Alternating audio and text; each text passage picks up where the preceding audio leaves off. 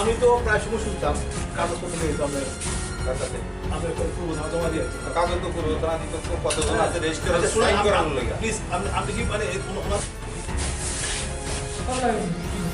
কত দিন কত হয়েছে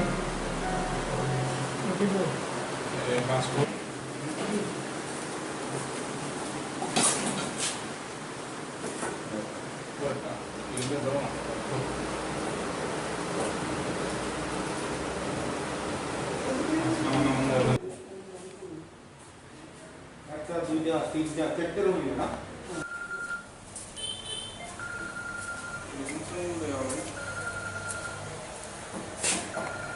আপনার এই বাড়িটাতে হোটেল বাড়িটা যেখানে এখানে অবৈধ কাজ হচ্ছিল এবং কিছু যুবক যুবতীকে অবৈধ অবস্থাতে ধরে নিয়ে গেছিল বাড়িটা আমরা দেখছি ভিউটা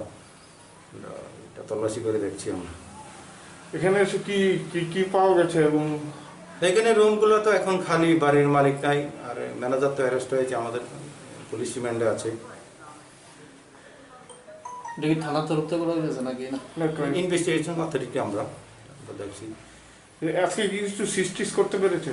না আজকে কোনো শেষ নেই বাড়ির মালিকের থেকে কিরকম কোঅপারেশন পাচ্ছে না বাড়ির মালিক নীলোৎপল দেব বর্মন উনি তো নাই ওনার বাবা আছেন আমাদেরকে সাহায্য করছেন না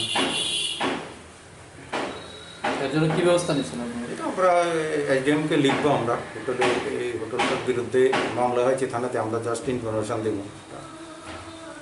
নেসারি অ্যাকশন নেবে এসডিএম